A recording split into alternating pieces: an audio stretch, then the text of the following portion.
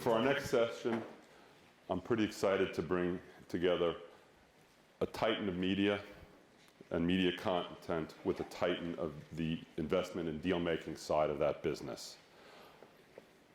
Maybe just to personalize it a little bit, I'm fortunate enough to be married to somebody pretty special who runs a company now called WW, or Weight Watchers. And I only say that because my wife is a lot smarter than I am. And I will tell you that the next two guests are people who she holds totally in awe. One, Arianna Huffington, I think everyone knows who she is a serial entrepreneur and an author. She started the media powerhouse Huffington Post, and her latest endeavor, Thrive Global, is aiming to make everyone's life and journey through life a lot better. I'd like to also point out she's a renowned author, and one of her books lies next to my bed. She wrote a biography of Maria Callas, who's just an amazing, amazing singer. Sitting and talking with Arianna is going to be Aryeh Bourkoff, and Aryeh's had an amazing career in global finance. About 7 or 8 years ago, he started a company called LionTree, which is a global investment and merchant bank that's become a force in media, technology, and telecommunications. Our next two guests are really special individuals, and they're going to be really fun and fascinating to listen to. You're all in for a very, very special treat, so please join me in welcoming Arianna Huffington, the founder of Thrive, and Aryeh Bourkoff. Have a good time.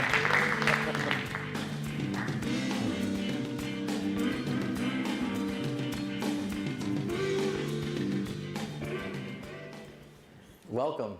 Thank you. Thank you for having us, everyone. It's an honor for me to be sitting here with a friend and a mentor and collaborator. Arianna, it's great to be here with you. It's great to be here with you. Last time was at your conference. That's right. We were in a different setting. It was a snowing. lot of snow around. Right, exactly. Well, I've always been impressed with you, even before we became friends, because you are not only a trailblazer, but you're an innovative thinker.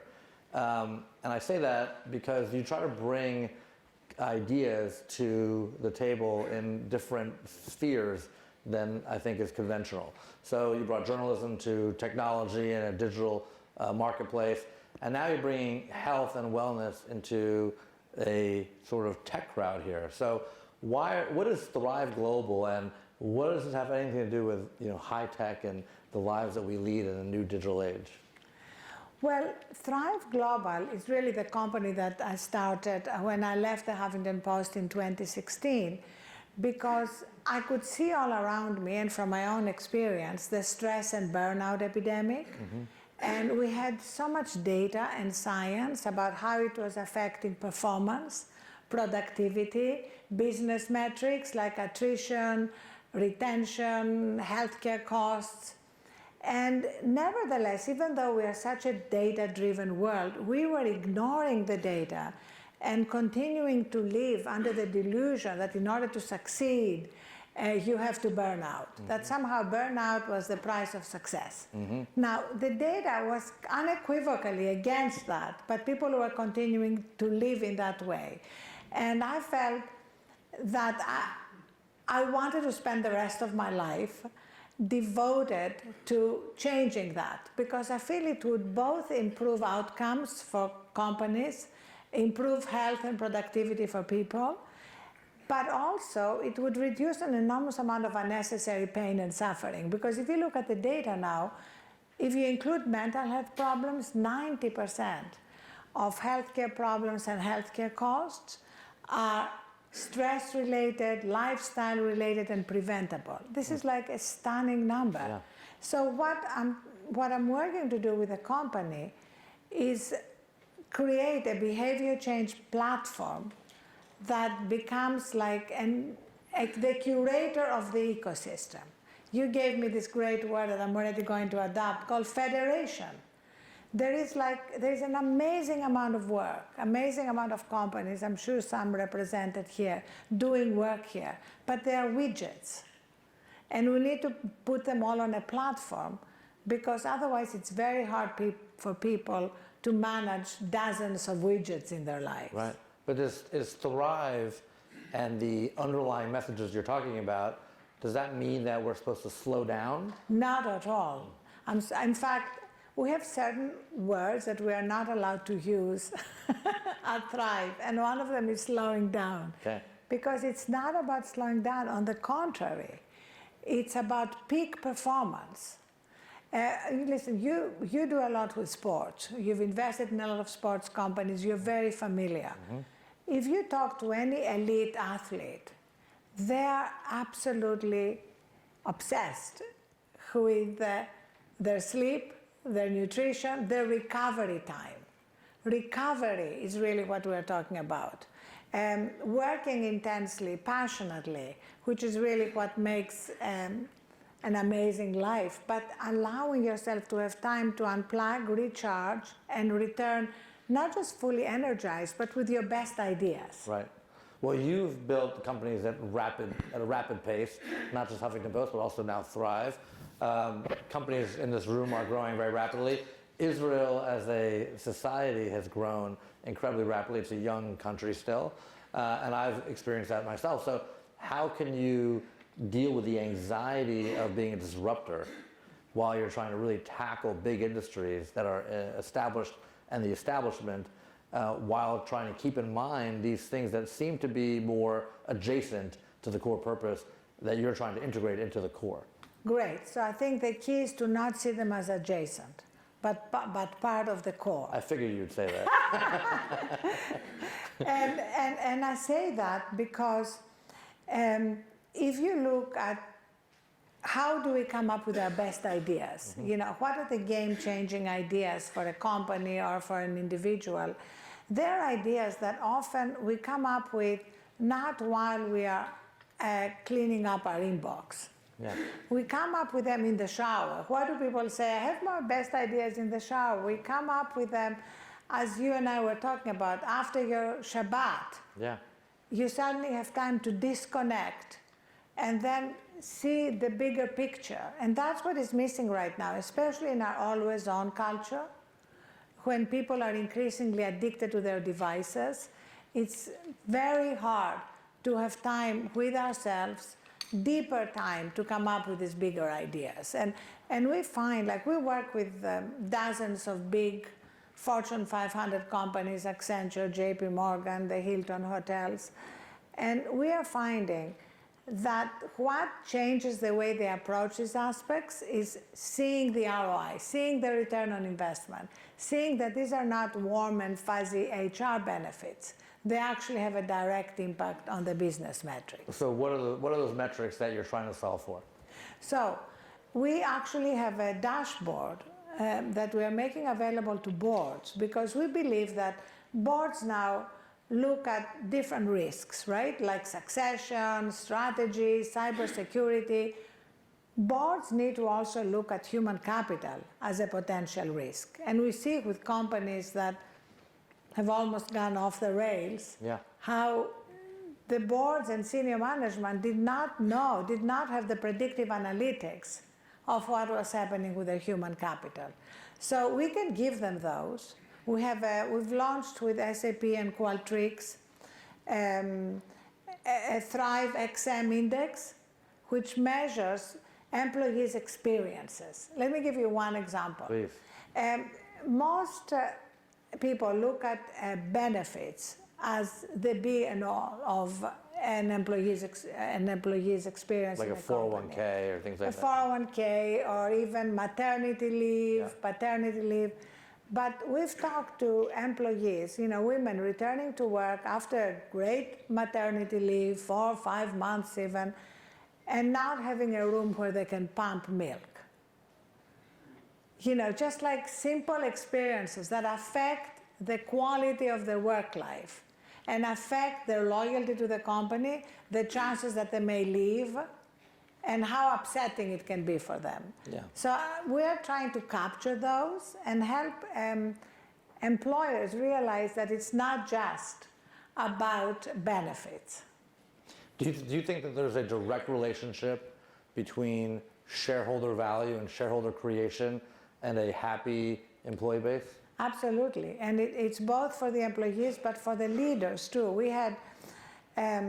We love to collect the experiences of role models on the Thrive Media platform, which is the other part of the business. You know, there's the B2B workshops, sustainability programs, then the media platform. And Jeff Bezos wrote a piece for us. And the headline actually was, "Why My Sleeping 8 Hours a Night is Good for Amazon Shareholders." And he made the connection between him being fully recharged and the quality of his decision making. And because he's so analytical, he actually has measured it. And he said that when I'm tired, my decision making is 5 to 20% less good. And Amazon, the future of Amazon, he said, depends on the quality of my decisions, not the quantity of my decisions. But that it's a great article, and I read the article, and it got a lot of press. But I was wondering when I was reading it that maybe he has the benefit at this point to have a system of support and resources and infrastructure around him to allow himself to have a little more time, a little more rest, and better thinking time. How do you employ that to the next layer down and all the way through the system when they're still trying to build up their careers? So that, I'm so glad you asked that question, because I think that's a key question. And it has to do with people's beliefs. So we need to go to the foundation. You know how you have said that when you look at companies to buy, I spent the weekend reading what he has written, so I'm now an expert. You look at what is the foundation of the company. Also, when I look at employees, I look at what is the foundation of this human being.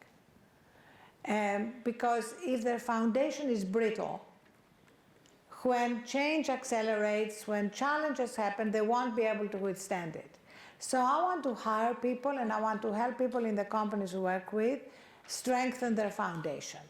And that starts with their beliefs.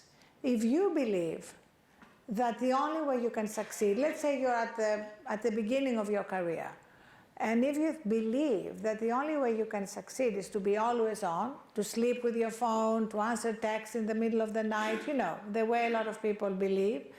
If you believe, you know, that you'll sleep when you are dead, or you snooze, you lose, you know, all that stuff. If you really believe that, it's going to be very hard to change your behavior. There must be a Greek slogan that's equivalent to that. You snooze, you lose, right?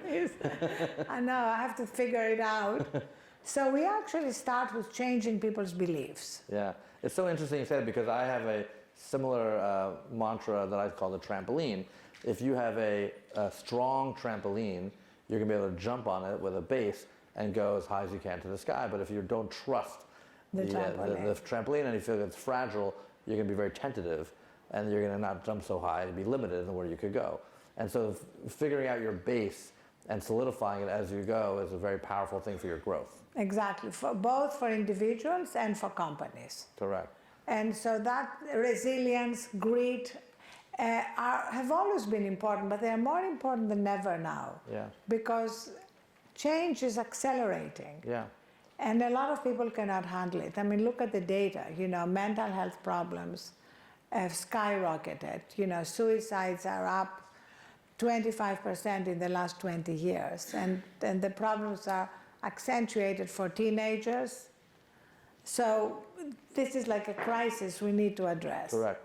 Well, let me draw a parallel between you and a famous rapper in the 1990s who was assassinated in 1997 before his time, unfortunately, and thought to be one of the best rappers of all time, Notorious B.I.G. So what does Arianna Huffington and Notorious B.I.G. have in common? So at your conference, Rob Stone was there. Runs Fader, yeah. Rob, yes. And on the panel that Jeffrey Katzenberg ran at your conference, I mentioned that the more you know about the impact of technology on our lives, the more protective you are of how much exposure your children have and how much exposure you have. So if you go and stay with people, the digital masters of the universe in the valley, their children in the morning play with chickens and Legos. They don't play with iPads and iPhones. And so I said, don't get high on your own supply. And that, of course, is a famous phrase from the 10 Crack Commandments. The notorious B.I.G. rap song, right? Yes, and so Rob Stone wrote a piece on Thrive, which went very viral. Yeah, it's a great piece. But let's focus on that. When you know the tech executives, I know the tech executives, and we're all now wired to be using Instagram and Facebook and YouTube and Snap and all these great products. But when you actually go visit the executives that have created and run those products, you're saying they're not really using them with their children all the time. They're playing with chickens and Legos. Yes, and also if you go to any party that they have, the first thing before you walk in is a sign that says, let's celebrate in private, no social media allowed. So I think we need to look at that because they know something. Mm-hmm. And increasingly, I think this is going to become the new digital divide. You know, digital divide used to be access to the internet. Right. And that's incredibly important. Let me just say, I assume we take this for granted. The technology is amazing, that it has allowed incredible things. So this is not about anti-technology. This is about the need to set boundaries to our relationship with technology so that we can connect with ourselves and can have deep relationships with others. I love that that's so important to you, because being connected to 10,000 people on Facebook doesn't mean anything about your social health. It doesn't mean anything about how deep and intimate and vulnerable are your key relationships. Yeah, I think that there's a lot of technology companies that we get to meet with and you get to meet with that are showing their business models or their plans, and the further out it is, the better and more exciting it is, and the more revolutionary, the more exciting it is sometimes. But I always am wondering what is going to be irreplaceable by technology. Yes. And I think it's this. Exactly. It's this human connectivity, which I think would be really hard, maybe the last thing that will be replaced in a robotic sense, because it's very difficult. There's so many variables at play here. And I think you have to make time for that kind of relationship development in your life. But there are going to be companies here that are going to walk away from this and say, that was hopefully interesting. It was great to hear what Arianna had to say, great to hear what Thrive Global says, and then quickly get back to day-to-day business. So, which is understandable because you prioritize the things that you feel like are urgent, right? So how do you make it sustainable and systematic from what we're talking about? That's the key question. And for me, it has to do with how you can give people small, incremental, daily micro steps. Mm-hmm. Tiny changes that have big ripple effects. We have over 700 micro steps at Thrive that we've developed with our scientific advisors. Everything is totally science-based. And just by practicing these micro steps, you pick one to start with, you can begin to change outcomes in your life. Let me give you my favorite micro step. Yeah. Pick a time at the end of your day that you declare the end of your working day. It's an arbitrary moment, because the truth is that we don't have an end to our working day anymore. I bet everybody here, anybody who has an interesting job, can spend nights continuing to catch up with everything. So you have to declare this arbitrary end, and you declare it by turning off your phone and escorting it out of your bedroom. This may seem really small, it's super hard for many people, but you cannot sleep with your phone. I think if you hear nothing else from this conversation, that's the most important message. And the data and the science is unequivocal. You need to disconnect from your day life. It's a little bit like Shabbat every night. Your projects, your programs, your problems, and actually be able to go deeper inside yourself. And all the science about sleep now is that sleep is not optional, it's not negotiable. It's the only time you can clean up all the debris and the toxins that accumulate during the day. So actually sleep is a time of incredible brain activity. It's not a time of inactivity. You know, Arianna is so wise and insightful about these things. I'm telling the audience, that when you first started telling me about this plan and the need to sleep more for everybody, I thought that you were being very clever because you have everyone go to sleep and then in the middle of the night you're going to wake up and take over the world. But you actually practice what you preach, right? I do. Actually, I'm much more effective and creative now because I do get my 8 hours of sleep. Now, not everybody needs 8 hours. Let me just be clear about that.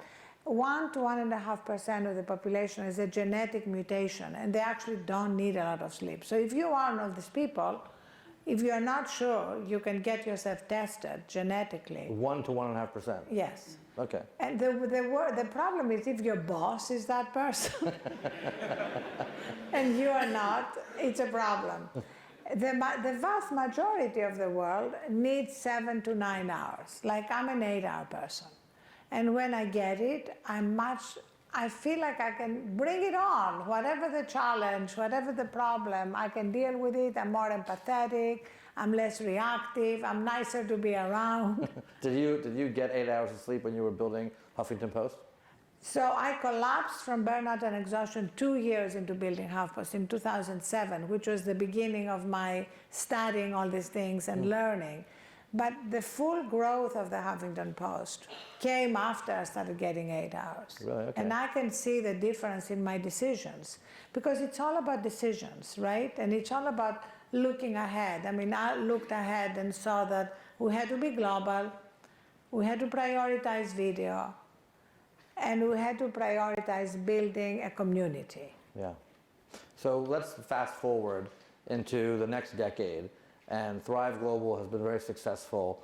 And the federation of companies that you're working with that are leading industries in their segments are partnered with Thrive Global and therefore more successful with a happier culture and a happier employee base and great human capital development.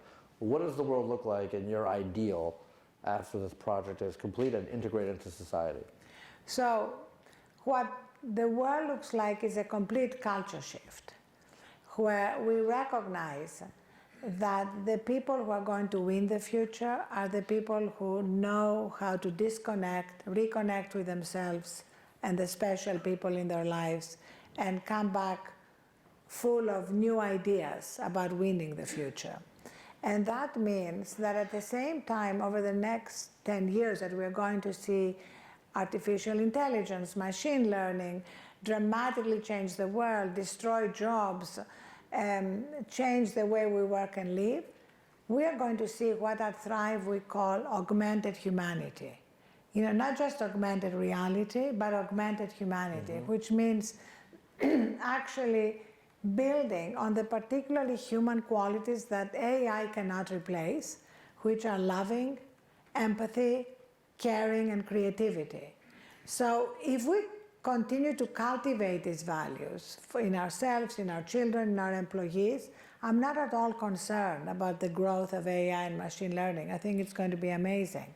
But if we don't prioritize these human qualities, if we get completely absorbed in what AI and machine learning are doing and disregard our humanity, then we're going to be in trouble.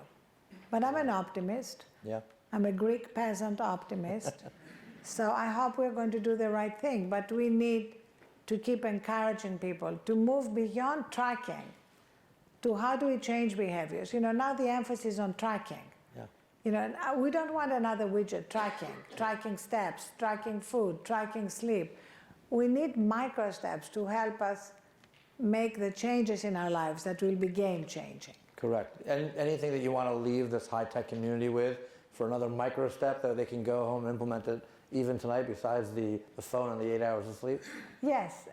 So one other micro step is something that we've developed actually in partnership with Stanford Medicine to deal with people's mental health, because mental health has become such a crisis. So what is fascinating is that we are working with Professor Leanne Williams at Stanford to actually intervene before people are depressed and anxious. It works after they are, but if we can prevent depression and anxiety, so much better. So Professor Williams has done an incredible amount of work on the depressed and anxious brain with years of MRI imaging. And what you see is the neural pathways that if you are not if they're not intervened with, lead to depression and anxiety. There are 8 of them, but I'm going to mention just 2. One is negative bias. Like we all occasionally have negative bias, right? Look at the world in a dark light. Yeah. That's not the problem. The problem is if negative bias becomes your dominant mode of interacting with the world, you are inevitably going to become depressed. So now we have developed micro steps to intervene with that earlier. And the most important micro step here is remembering what you are grateful for. So we are, for example, working with P&G to bring the gratitude micro step on top of people, the step of people brushing their teeth. Because the fastest way to change habits is what's known as habit stacking. So people are supposed to brush their teeth for 2 minutes, morning and night. Let's say they do it for 1 minute. You're brushing your teeth with Crest if you're a P&G customer. We send you information through social media, through microsites, through newsletters. While you are brushing your teeth, remember 3 things you're grateful for. And if you start your day remembering 3 things you're grateful for, and end your day remembering 3 things you're grateful for, you change the quality of your day. And just think of it. It doesn't take any more time. You are doing it while you're doing something else. So these are the tiny micro steps that I want to leave you with. And they are game-changing without you having to make any dramatic changes in your life. You can multitask in a positive way. Exactly, positive multitasking. Yeah. And the other, just very quickly, the other neuropathway is rumination, which is, you know, women are particularly prone to that, I know from myself, to actually listen to these voices of self-doubt, the voices that go over the past and regurgitate our mistakes instead of being present. And if you keep doing that without intervening with it, it becomes anxiety. You know, I asked my daughter this weekend, I was pouring a iced coffee, and I stopped it halfway through, and I said, do you consider this to be half full or half empty? And she said, well, it's half full. And I said, well, why do you say that? Because you're filling it up. So it's glass half full on the way up, and it's glass half empty on the way down. Wow, interesting. And I said, well, that's a great way to look at life. I love that. If you change orientation towards an optimistic view, it's always half full on the way up. Because life is evolving. Correct. And it's going to get better and better. I love that. You have to have your daughter write about it. In fact, I want to invite all of you to write on Thrive. We have 35,000 contributors now. You can email me directly, ah@thriveglobal.com, and tell your stories, because when we share our stories, we accelerate that culture shift. Well, I am very grateful for you and for our friendship and for your being here with me today and with all of us today, and really for your journey. This is a altruistic way to spend your life and to impact the world for good and make a great business out of it as well. So thanks for being here, Arianna. Thank you. I'm grateful for you. Thank you, Aryeh. Thank you, everyone.